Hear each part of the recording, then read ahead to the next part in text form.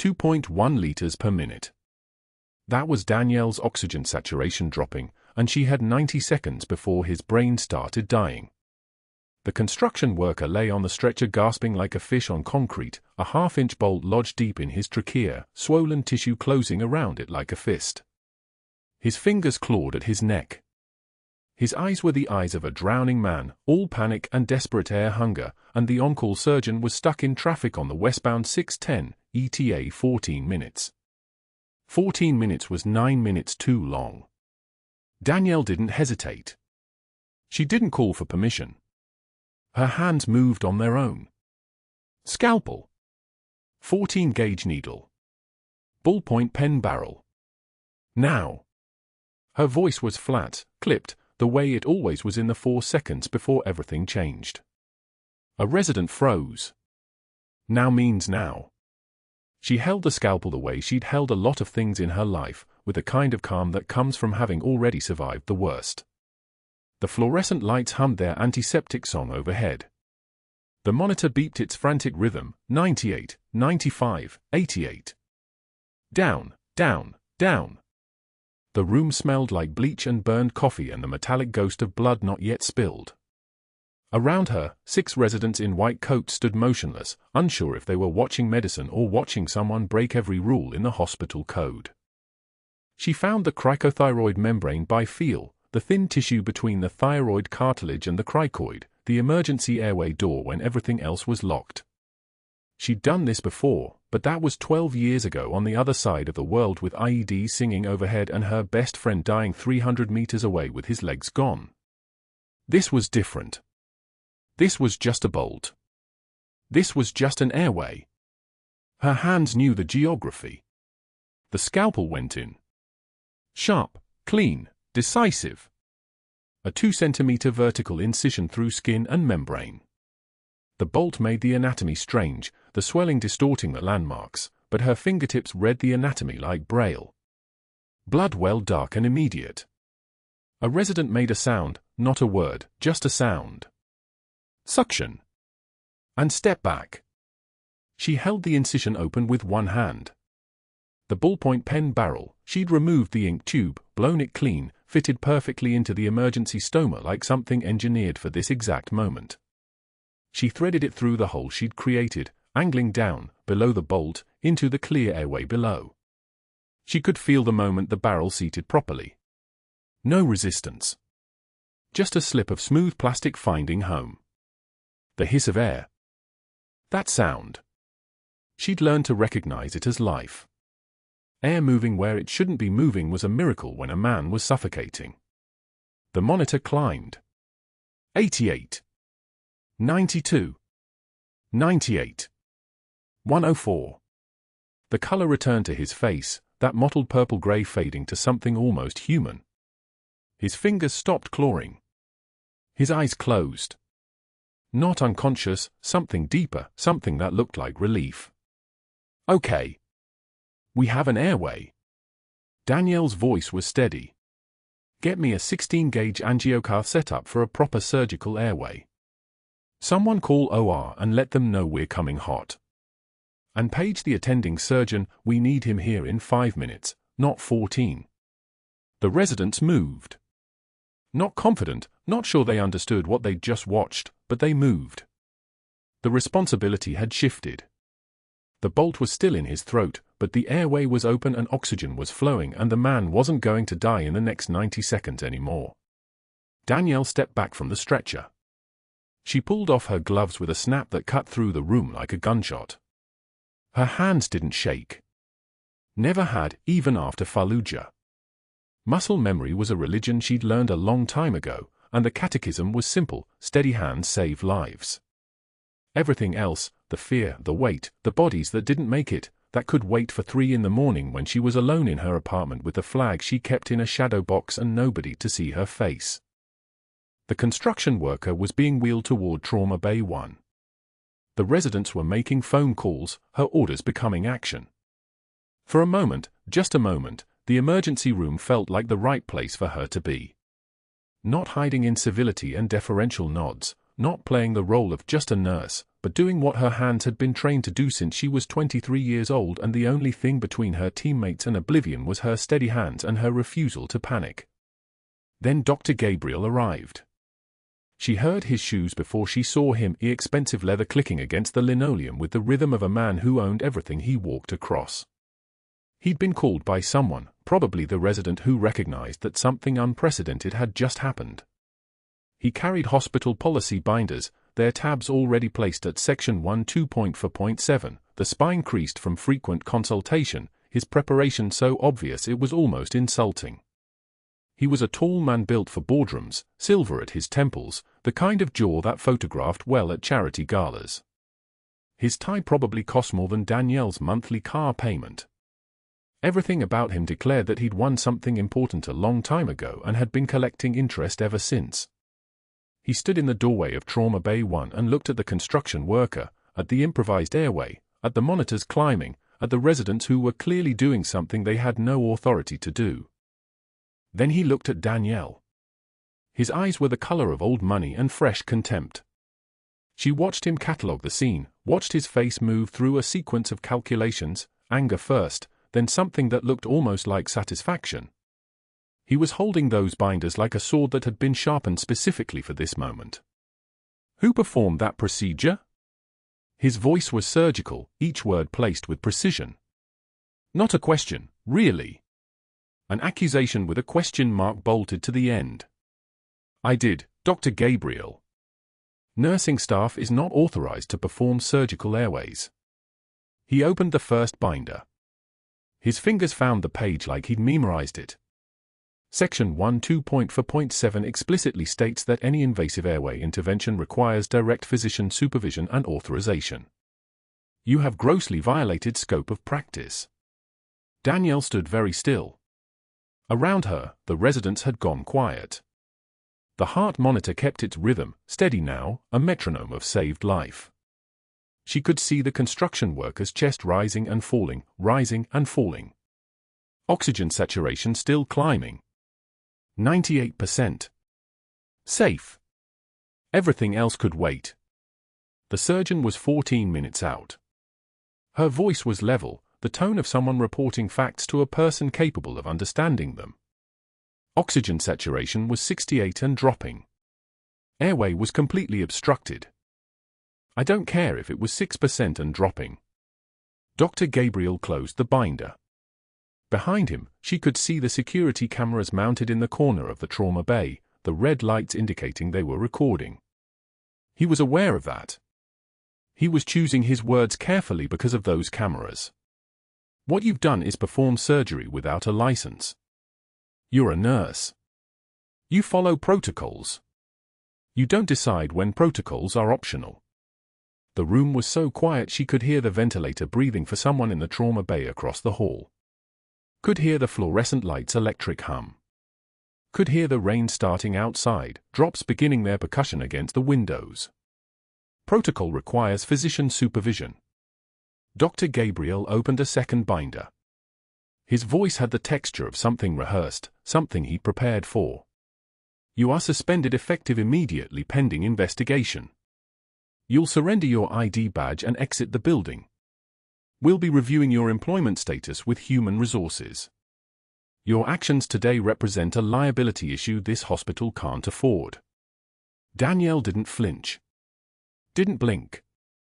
Didn't let anything cross her face except what she wanted him to see, which was nothing. The trick was breathing. Stay in your body, stay in the moment, don't let the past 12 years of doing this exact thing rise up and take over. This wasn't Fallujah. This wasn't life and death. This was paperwork and politics and a man with money and authority using both as weapons because she'd done something he hadn't authorized.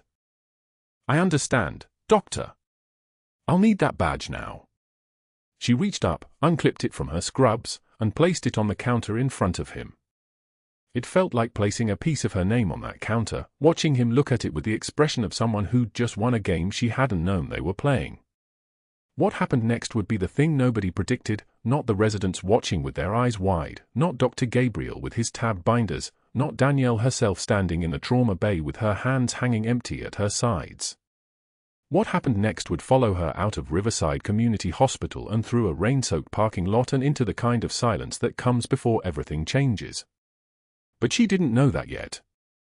All she knew was that she was no longer a nurse at Riverside Community Hospital in Houston, Texas. She was something else now, something the uniform couldn't contain, and the dam was breaking. The Grand Rounds Amphitheater was packed that morning, 30 residents arranged in ascending rows like they were watching a performance, which, in a way, they were. Dr. Gabriel stood at the lectern with a red laser pointer in his hand, projecting patient charts onto the screen behind him.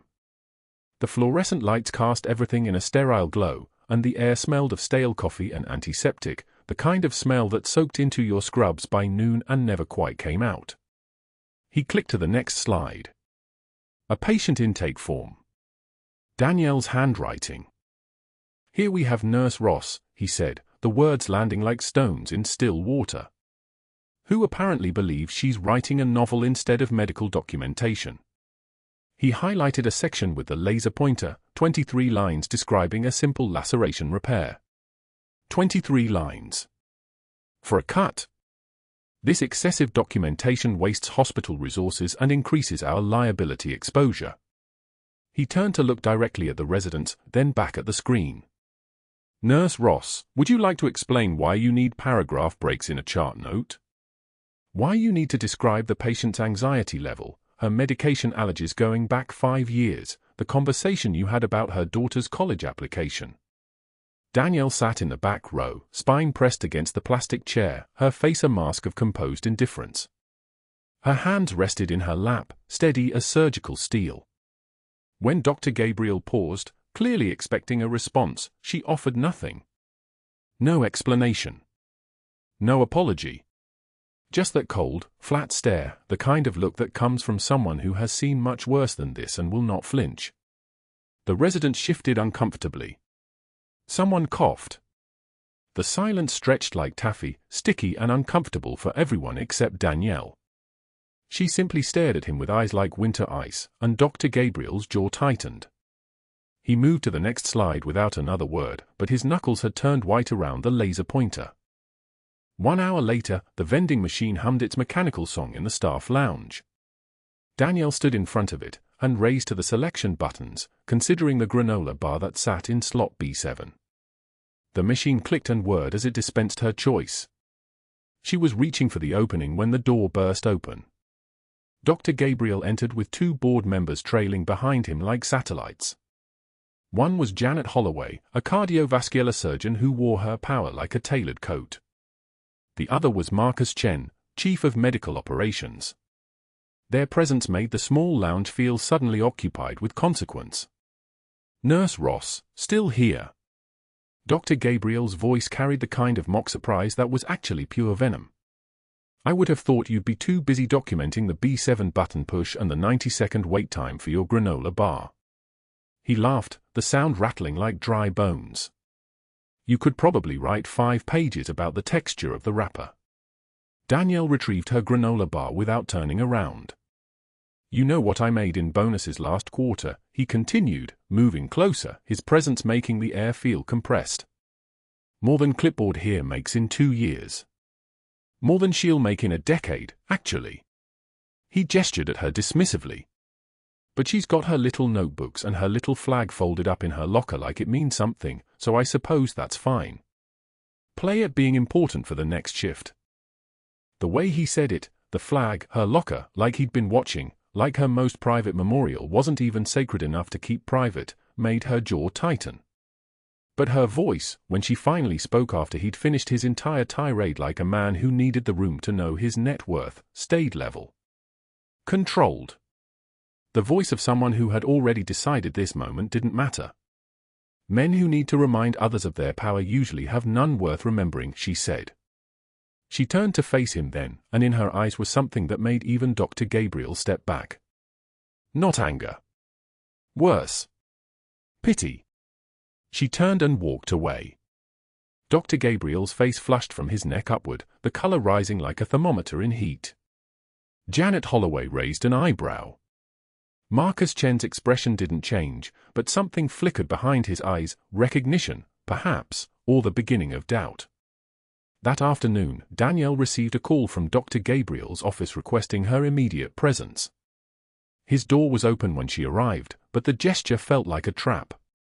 He sat behind his desk, which was positioned to catch the afternoon light through the window, a power play, ensuring he was backlit while she stood in shadow. "Sit," he said. She remained standing.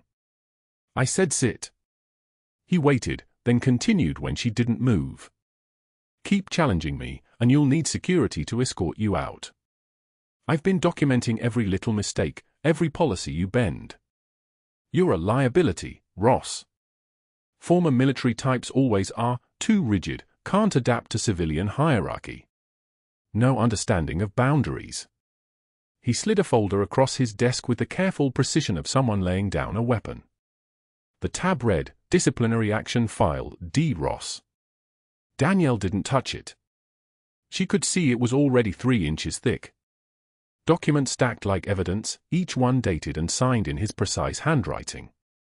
She recognized the titles from hospital policy manuals she'd never even opened, Section 1.2.4.7.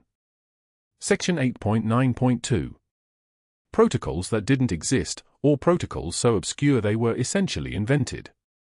The kind of bureaucratic ammunition you gathered when you decided someone needed to disappear. "Death by 1,000 forms," he said, almost smiling. "It's very efficient." He opened a blank form, another one, and selected his pen, an expensive Morn blank that probably cost more than Danielle made in a month. "Is that all, Doctor?" she asked. He didn't even look up. "For now."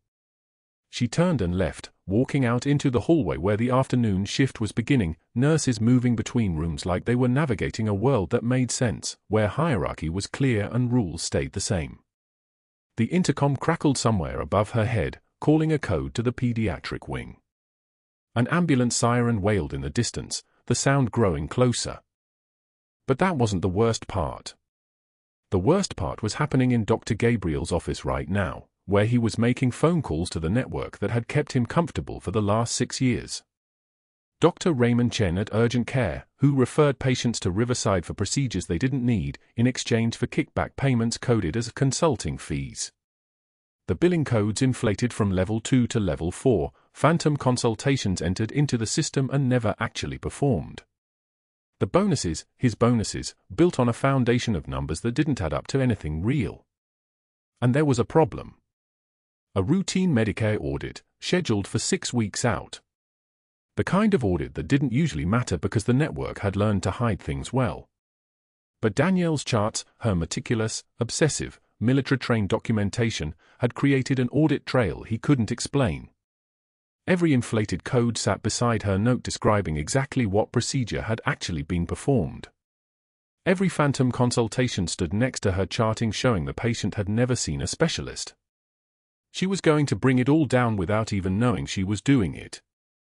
3 weeks in, and the file on his desk had grown to 6 inches thick. Danielle received her 3rd written warning, this one citing excessive charting time and unauthorized assumption of clinical decision-making authority. The words were weaponized bureaucracy, each one carefully selected for maximum impact. Section 1.2.4.7 appeared again. Section 8.9.2. He told colleagues in the hallway, his voice deliberately loud enough for her to hear, "She's a liability issue. Former military, doesn't understand civilian boundaries. Dangerous, honestly. That kind of rigid thinking in a healthcare setting." The residents began to notice. Some of them stopped asking her questions. Others asked fewer. The path through the hospital that had been hers started to narrow, day by day, form by form. That evening, Danielle sat in her car in the hospital parking lot, engine off, dashboard cold against her forehead. The disciplinary notices sat in her lap, 3 of them, each one folded with military precision. She pulled out her phone and opened a job search. VA hospital, seeking experienced trauma nurses. 16 years military nursing background preferred. Houston facility. Benefits package included. She hovered over the apply button. She had wanted to leave that life behind. To be just a nurse. To work in a place where the worst thing you had to fight was illness, not politics, not the machinery of institutional cruelty disguised as protocol. She had wanted quiet. She had wanted to be normal. Her finger hovered over the apply button for 30 seconds. Then she closed the app and sat in the darkness of her car, listening to the rain that had started to fall, hammering the windshield like applause from a crowd she couldn't see. The intercom inside the hospital crackled. She could hear it even from the parking lot, that institutional voice cutting through everything. Inbound trauma. Construction accident. ETA for minutes. Patient choking. Airway compromised. Trauma Bay 3 standing by. The stretcher burst through the ER doors at 4:47 p.m. on a Wednesday, and the construction worker on it was drowning in air. His face had gone the color of old plums. His hands clawed at his throat like he was trying to dig out something alive, something that didn't belong. One eye was swollen shut. The other rolled white with panic. A 3/4-inch stainless steel bolt was lodged sideways in his trachea. Not puncturing it. Blocking it. Like someone had driven a nail through his airway and left it there.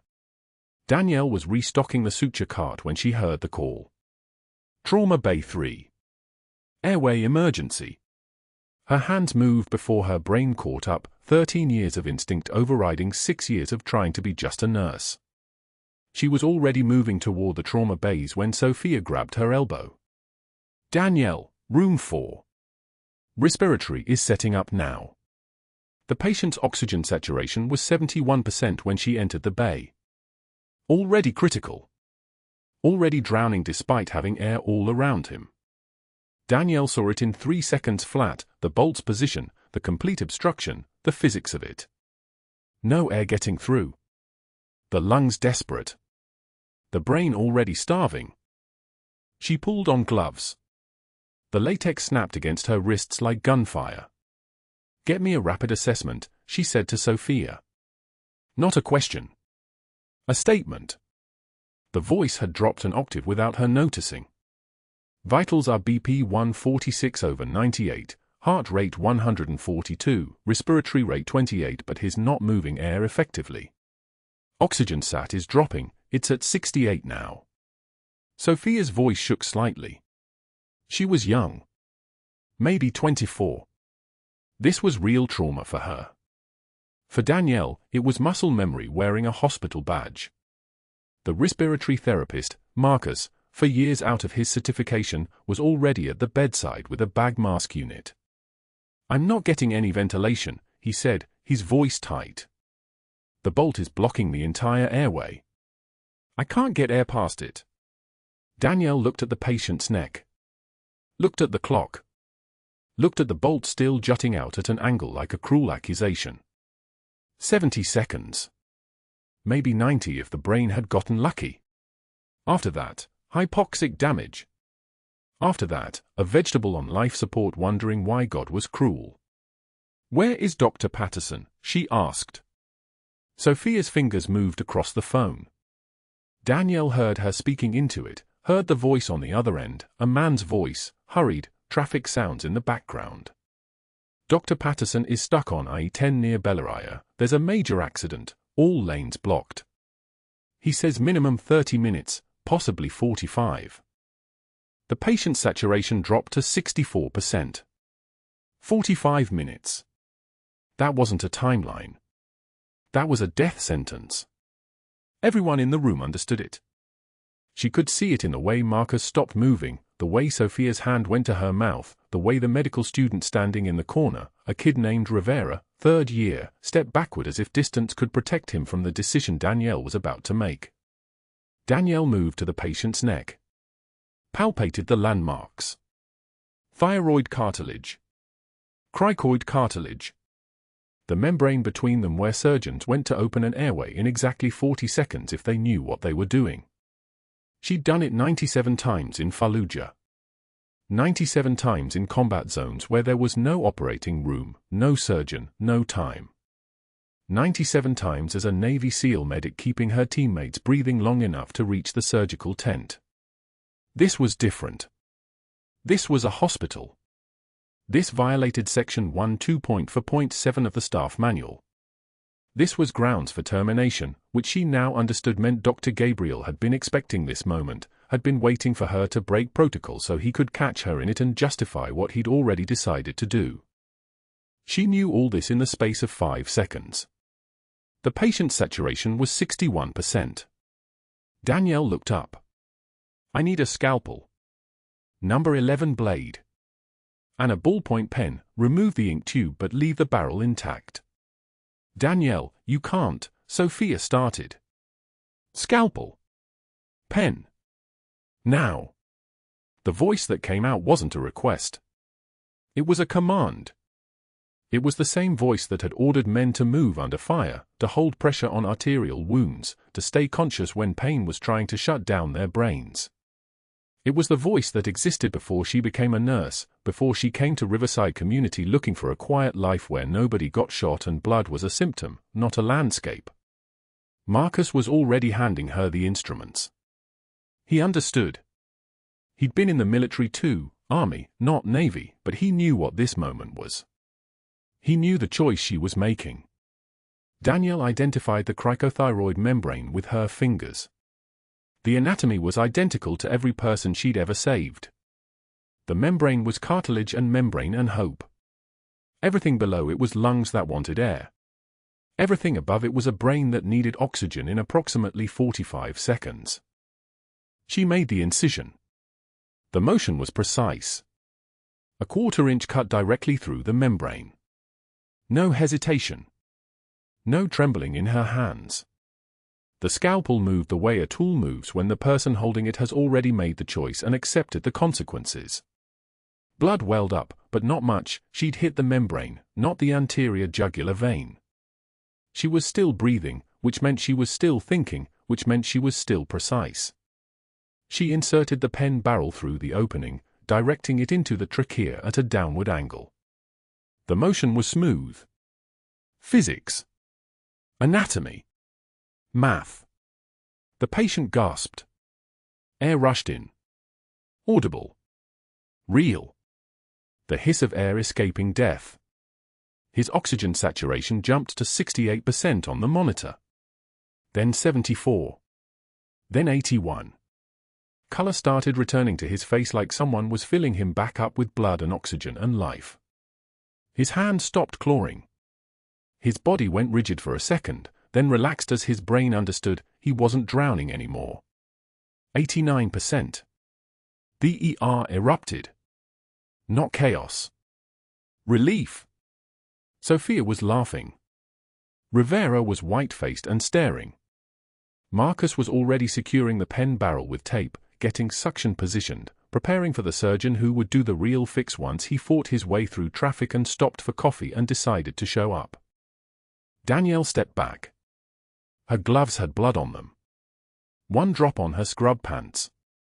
Her hands were steady as a surgical laser. Her heart rate was normal. Her breathing was even. That was when she noticed Dr. Gabriel standing in the doorway. He'd been there the whole time. Watching. Waiting. His arms were crossed. A hospital policy binder was tucked under one arm, thick as a dictionary, tabs already protruding from the pages like little flags marking the exact sections he was going to use to end her. He walked toward her slowly. Deliberately. The way someone walks when they've already won and they're just taking time to enjoy it. "Nurse Ross," he said. His voice was calm. Clinical. The voice of someone reading a citation into the record. "Step away from the patient, please." Danielle stepped back. She could see his eyes now. They weren't angry.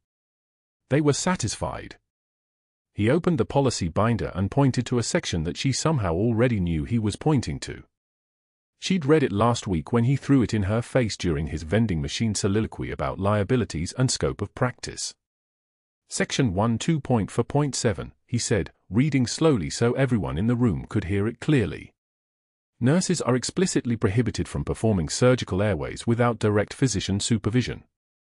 You just performed a cricothyrotomy on a patient without a doctor present. That is a gross violation of your scope of practice. That is a gross violation of hospital protocol. The room had gone completely silent. Not a beep. Not a breath. Not the sound of shoes on tile. Danielle removed her gloves. She set them on the instrument tray. She looked at Dr. Gabriel the way someone looks at a problem they've already decided how to solve. The patient would be brain dead in 45 seconds without oxygen, she said. Her voice was even. Clinical. A statement of fact, not a defense. I opened an airway. He's breathing. Section 1.2.4.7 doesn't include a clause for emergency survival. Dr. Gabriel smiled. It was a smile that had been waiting for this exact moment for 3 weeks. Actually, it does, he said, opening the binder to another page. Subsection 12.4.7, see all emergency procedures performed outside standard protocol must be approved retroactively by the attending physician or department chair within 2 hours, or the performing nurse is subject to immediate termination for exceeding scope of practice. You are not a surgeon. You are not a doctor. You are a nurse. And you just committed a terminable offense. Danielle looked at the patient. The oxygen saturation was 91% now. Stable. Normal skin color. Breathing. Alive because she'd made a choice to save his life instead of wait for protocol. You're fired, Dr. Gabriel said, closing the binder with a sound like a judge's gavel. Effective immediately. I'm calling security to escort you to your locker and then off hospital property. Clean out your personal items and leave. You're done here. He turned to walk out, then paused. And leave your badge. You won't be needing it anymore. The walk to her locker took 7 minutes. Security didn't follow her, they were too busy with the post-trauma chaos in the ER. Danielle moved through the corridors like a ghost, like someone whose life had just been folded and filed and archived. The institutional humming of the hospital felt different now. Like background noise in a place that wasn't hers anymore. Her locker was small. A cracked coffee mug she'd brought from home 6 years ago, chipped on one side from being dropped during a move. A wilting succulent that had been green once, before she'd forgotten to water it and it had turned grey like it was surrendering. A photo of her and Martinez, both of them 23 and invincible in the desert sun, his arm around her neck like they were brothers, like nothing bad could happen to people who trusted each other that completely. She took the photo down slowly. Let her fingers rest on Martinez's face for a second. He'd never left Fallujah. He'd left his left arm there, and then the rest of him followed 2 days later when an IED found the convoy he was riding in. They'd sent home his wedding ring and his dog tags and the flag that had covered his casket. Danielle put the photo in a cardboard box. The mug followed.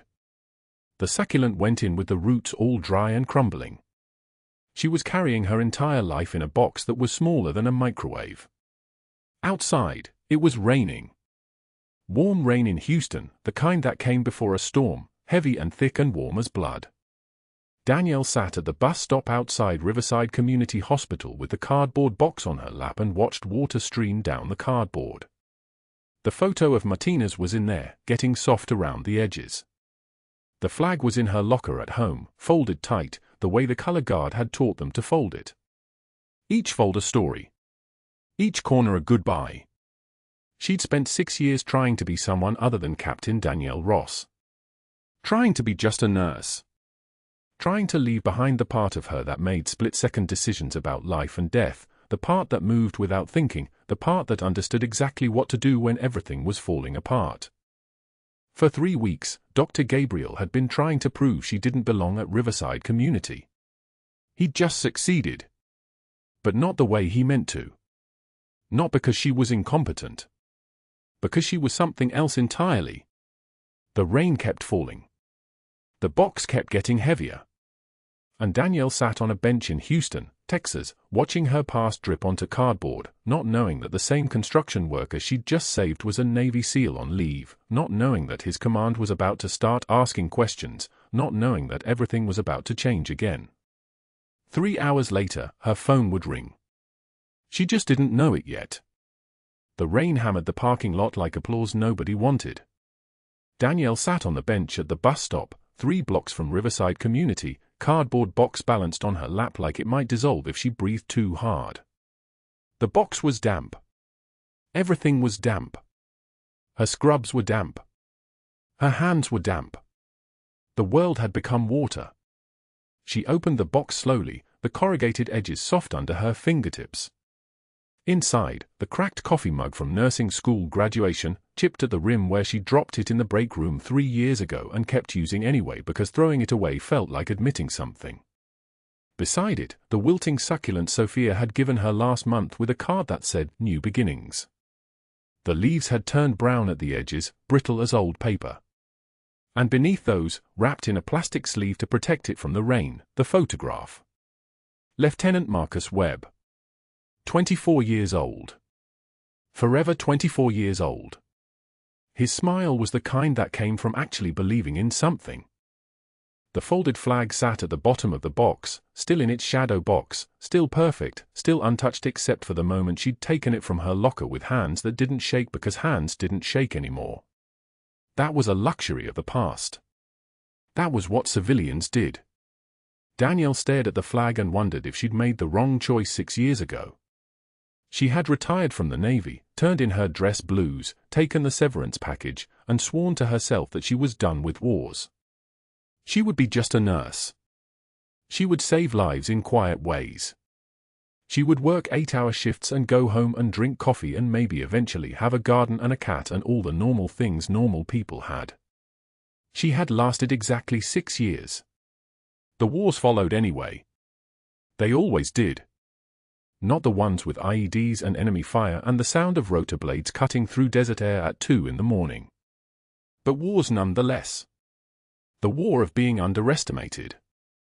The war of watching someone try to break you because you refused to break. The war of choosing who you were versus who they wanted you to be. The bus pulled up in front of her. The doors hissed open. The driver looked at her, sitting alone on a bench in the rain with a box of her life in her lap, and waited. She didn't move. After 30 seconds, he closed the doors and drove away, red taillights disappearing into the downpour. She was still sitting there when the sun started to set, the rain still falling, the flag still folded, the photograph still smiling, and the succulent still dying. But that wasn't the moment everything changed. That came 72 hours later, in a hospital room where Jason Torres, Petty Officer First Class, SEAL Team 3, woke up for the first time since a construction bolt had nearly killed him. The ventilator was gone. The emergency airway was holding. His sister sat in the chair beside his bed, knitting something blue. "Who?" His voice came out like gravel dragged across concrete.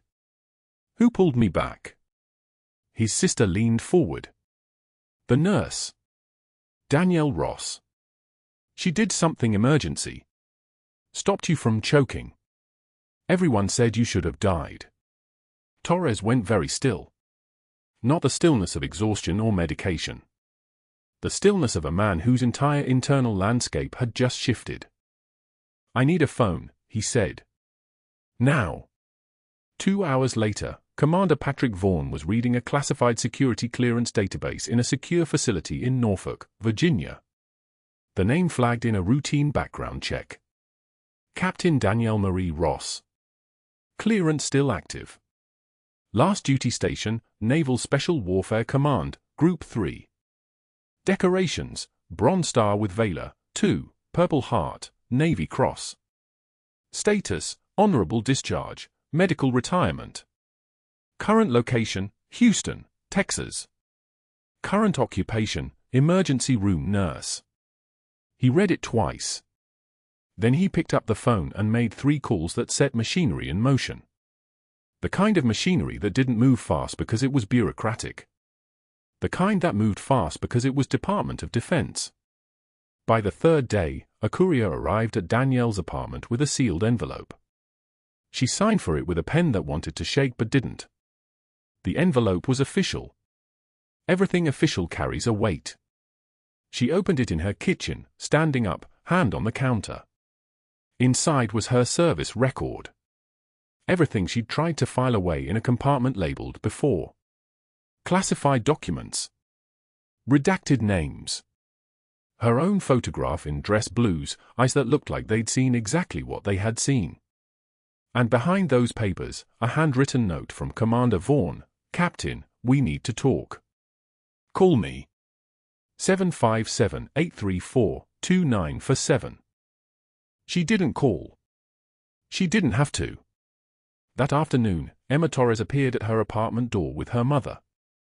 Emma was 12 and fierce, with her father's eyes, and she was holding a thank you card with a drawing of a superhero nurse on the front, stick figure with a stethoscope and a cape, labeled Captain Danielle. My dad said you were a captain, Emma whispered. He looked you up. He said you were famous. Danielle didn't move. Didn't invite them in. Didn't speak. Thank you for saving my dad, Emma said, and she meant it with the absolute certainty of a child whose father came home. She handed over the card. He wanted me to tell you that what you did, that was the same thing you taught him to do in 2009. In Fallujah. He remembers everything you taught him. He said you saved 4 of his friends once. He said he wants to return the favor someday. The card felt like it weighed 500 pounds. Danielle took it, thanked them quietly, and closed the door. She sat on her kitchen floor for an hour with that card in her hands, not moving, not crying, just breathing, just existing in the space between who she had been and who she was pretending to be. The next morning, a different courier arrived. A VA courier this time, with credentials and a sealed package that required a signature. Danielle opened it alone in her apartment and found everything she had tried to forget: photographs from after-action reports, medal citations, the full record of 12 years of combat deployments. And there, on official Navy letterhead, the word that used to be her entire identity: Captain. 2 bronze stars. Check. Purple Heart. Check. Navy Cross. Check. The names of 4 men she pulled through 200 meters of enemy fire in July 2009. Names she had not allowed herself to think about in 6 years. But one name carried a smaller note, a handwritten addendum to her official record: in memoriam, Lieutenant Marcus Webb, killed in action during extraction, Fallujah, July 14, 2009. Her hands did shake then. Just barely. Just enough that the papers trembled like leaves. But nobody was watching. So it didn't count. The hospital board meeting was scheduled for 2 p.m. that same afternoon. Danielle knew nothing about it. She was sitting in her apartment, rereading her own history like it was someone else's tragedy, when Riverside Community Hospital's conference room filled with administrators, board members, and Dr. Gabriel, who sat at the head of the table looking satisfied. He had prepared remarks. He had prepared justifications. He had prepared explanations about scope of practice and institutional liability and the necessity of maintaining clear hierarchies of authority and credentials. He was not prepared for the sound of boots on tile. Boots that moved with the terrifying fluid precision of apex predators. Boots that echoed down the hallway like a countdown. Boots that belonged to Commander Patrick Vaughn, dressed in navy dress blues with a garrison cap under his arm and a folder in his hand that felt like the weight of truth. The room went dead silent. "Commander," Dr. Gabriel said, standing quickly. "We weren't expecting." "I'm here regarding the termination of Captain Danielle Ross," Vaughn said. His voice moved through the room like a current. "United States Navy, retired. SEAL Team 3. Dr. Gabriel sat back down. Vaughn opened the folder. The room held its breath. Captain Ross served 6 years as a Navy SEAL combat medic. During that service, she earned 2 bronze stars with valor for treating wounded personnel under enemy fire. She was wounded herself in a vehicle-borne IED attack and received the Purple Heart for those injuries. Board member Janet Holloway's pen fell from her hand. It clicked against the table, loud in the silence. And, Vaughn continued, his voice dropping half an octave, she earned the Navy Cross for a single action that demonstrated extraordinary heroism. She alone pulled 4 wounded teammates through 200 meters of direct enemy fire and delivered them to an extraction point, saving all 4 lives while sustaining 3 gunshot wounds to her own body. The folder landed on the table with the soft sound of history bearing witness. The man she saved last week, Petty Officer Jason Torres, he told me that Captain Ross performed an emergency cricothyrotomy using materials available in the ER. That was the exact same procedure she had performed 47 times in combat conditions. She used skills earned in the worst possible circumstances to save a life when no one else could act. Dr. Gabriel's face had gone the color of old bone. Before he could speak, the doors opened again. 2 people in dark suits entered. FBI credentials already visible. Dr. Gabriel, the woman said, her voice like ice drawn across glass, I'm Special Agent Victoria Chen, Federal Bureau of Investigation. We'll need to discuss some billing discrepancies in your Medicare submissions. Specifically, regarding procedures that weren't performed, medications that weren't dispensed, and patient codes that were fraudulently inflated. She glanced at him the way someone looks at something already broken. You have the right to remain silent.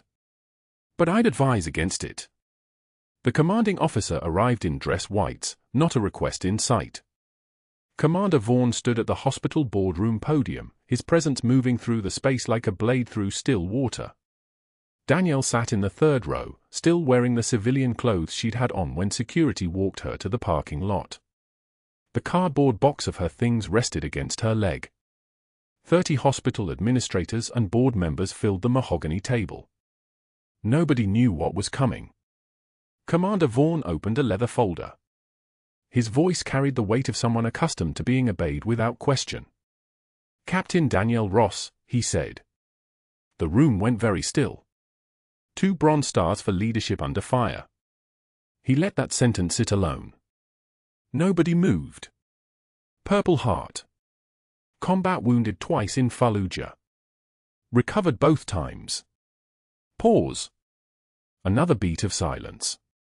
The fluorescent overhead light seemed to dim. Navy Cross. His eye swept the room. For pulling for wounded teammates through enemy fire, across open ground, under sustained insurgent engagement, when leaving cover meant certain death. She did it anyway. The room held its breath like a held defibrillator charge waiting for release. Dr. Gabriel's face had gone the color of old plaster. He sat frozen in the front row, 3 seats from the chairman, the policy binders he'd spent 6 weeks assembling stacked on the table in front of him. Meaningless now. All of it meaningless. The door to the boardroom opened. FBI agents entered from the back hallway, moving with the unhurried precision of people who already owned the building. Special Agent Marcus Lee held up a warrant. We're executing a search warrant on the financial records and office of Dr. Gabriel Chen and CFO Martin Phillips, he announced. Medicare fraud investigation. Insurance billing manipulation. Kickback payments from referring physicians. We're looking at over $2,300,000 in fraudulent claims across 3 fiscal years. Dr. Gabriel's hands shook. The tremor started in his fingers and spread upward. He tried to stand and couldn't find his legs. His mouth opened. Nothing came out. The other administrators were already backing away from him like he'd become contagious. The agents didn't use handcuffs on the walk out. They didn't need to. Dr. Gabriel moved between them like a man being escorted to his own funeral, which in every practical sense, he was. His medical license would be suspended within hours. His freedom would be conditional very soon. But that wasn't even the worst part. By the next morning, the viral video was everywhere. Security footage from the hospital vending machine, the conversation where Dr. Gabriel had mocked Danielle's salary while boasting about his bonus structure. His voice, amplified across Reddit, Twitter, medical forums, nobody gets wealthy on floor nurse wages. You understand that, right? You're not supposed to. The footage showing Danielle's face as she delivered her response with the composure of someone who'd already survived worse. Men who need to remind others of their power usually have none worth remembering. Then walking away while he stood red-faced, humiliated in front of 2 board members who were now corporate witnesses to his cruelty. 18 hours after the video went viral, Dr. Raymond Castellano watched it in his study at 2 a.m., scrolling through his news feed during insomnia. The legendary surgeon who'd taught Dr. Gabriel medicine 23 years ago. The mentor who'd believed in him. The man whose reputation Castellano had staked on Gabriel's future. He picked up his phone and released a statement directly to the Associated Press. I taught Gabriel Chen medicine for 4 years. Anatomy. Pharmacology. Clinical reasoning. I did not teach him cruelty. I did not teach him to mock those who serve this country in uniform. As of this moment, I am publicly disowning him as a professional and have submitted formal testimony to the Texas Medical Board requesting immediate ethics review and license revocation proceedings. I taught him medicine, not this. The statement went viral by noon. By 3 p.m., the Texas Medical Board had opened an official investigation. By 6 p.m., they'd announced they were recommending permanent license revocation. 6 months to formal hearing. Zero mercy in the process.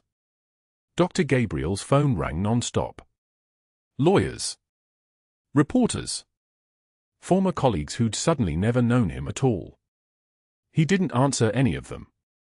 He sat in his emptied office, the policy binders were gone now, cardboard boxes full of his diplomas and commendations stacked on the floor like the archaeological remains of someone else's success, and stared at the nameplate that used to say Gabriel Chen, Chief Medical Officer.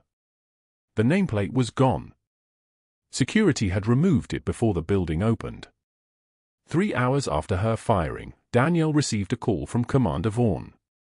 The hospital lobby had been transformed in that time. Navy personnel in dress whites lined both sides of the marble hallway. Hospital staff filled every available space, word having spread through the building like electricity through copper wire.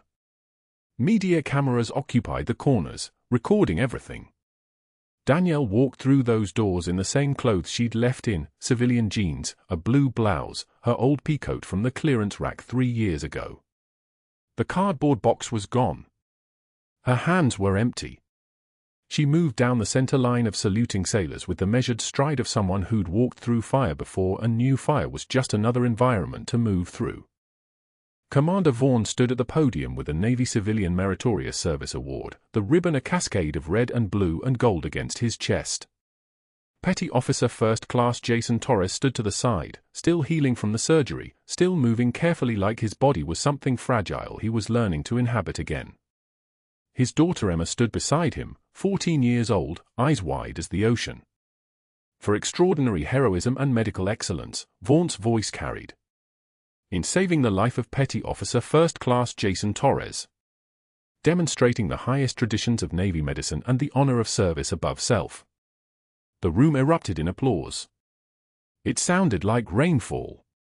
Like distant thunder approaching. Like the sound of a world realigning itself. The folded flag came out, the one Danielle had carried in her cardboard box, the one marked with her teammate's name, Marcus Webb, the one she'd kept in her locker at Riverside, the only piece of him that survived. The one she'd been carrying away from the hospital to start again somewhere else. That flag was presented to the hospital board to be displayed in her honor, a permanent reminder of what had actually mattered. Danielle held the award and didn't cry. Her composure held like armor. But 2 years later, the victory had become a life. Danielle arrived at Houston Medical Center in professional attire, a structured charcoal blazer over tailored slacks, her credentials badge hanging from a lanyard that read Director, Veteran Transition Nursing Program. The folded flag sat in a frame on her credentialing wall, alongside her Navy Cross citation in official presentation glass. Next to it hung photos of the program's first graduating class, 42 veteran nurses from every branch, all of them having experienced what she'd experienced, the gap between warrior and civilian, the need for a bridge that somebody had to build. She'd built it. The staff meeting happened at 7 a.m. Danielle sat at the head of a conference table with Nurse Sophia, now her deputy director, reviewing case files with the same meticulous charting habits that had once terrified Dr. Gabriel. The habits were policy now. The habits were the program's foundation. Every single notation mattered. Every detail saved lives. But Riverside Community Hospital still existed, and Dr. Gabriel existed in it differently. Night security at the lobby desk, 11 p.m. shift, the uniform hanging loose on his frame like fabric on a skeleton. Medical license permanently revoked 6 months after the ethics board hearing. Fraud conviction with 5 years suspended sentence. Massive fines. Professional prohibition from practicing medicine in any state. The only job his tarnished reputation could secure was the one where he watched other people work. Danielle arrived for her quarterly consulting visit on a Thursday night, briefcase in one hand, coffee in the other. She walked through the lobby at 11:12 p.m., moving past the security desk with the casual authority of someone who belonged everywhere she walked. Dr. Gabriel recognized her. Of course he did. The recognition flashed across his face like lightning, a moment of pure seeing, of understanding exactly what his contempt had created.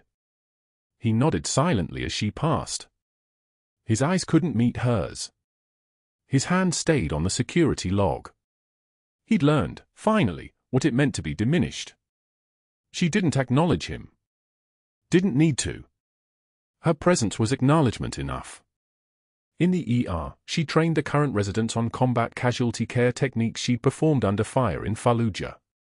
They hung on every word, these young doctors and nurses who'd never carried a wounded soldier through gunfire, who'd never made decisions at 3 a.m. with only blood and necessity and the impossible weight of someone else's life in their hands. She taught them that the decisions they made in this hospital mattered. That their meticulous charting would matter. That one day, someone might have to defend those notes in a boardroom, and accuracy was honor. Jason Torres visited with Emma, now 14 years old, moving into the world with the easy grace of someone whose life had been saved and knew it. Emma wore a Navy recruitment brochure folded in her back pocket. She decided. Danielle handed her an updated program guide. The Navy needs nurses, Danielle said. You should be one of them. Emma saluted, the same salute her father had given 2 years earlier, the salute of gratitude and understanding and inheritance of service. The final moment happened in Danielle's office at Houston Medical Center. She stood looking at the wall of graduate photos, 42 faces of former Marines and Army medics and Air Force pararescue and Navy corpsmen, all of them now civilian nurses, all of them carrying their skills forward into a world that needed them. She touched the photo on her desk, the one of Marcus Webb in dress whites, the one she'd finally brought out of the cardboard box, the one that didn't hurt to look at anymore because it lived here, in this place, in this purpose. True class is what you do when the lights go out. The lights had gone out for Dr. Gabriel. They'd stayed on for Danielle. And they'd begun burning bright again for every veteran she'd trained to carry that light forward. This story reminds us that institutional corruption isn't just a policy problem, it's a human problem, and the cost is measured in the people we silence. If you've ever been underestimated by someone who didn't know your actual value, if you've ever had to rebuild after being diminished, share this narrative. Subscribe for more stories about ordinary people who carried extraordinary strength all along. Like this video. Comment with your own story. The people who've done the hardest things usually carry them quietly.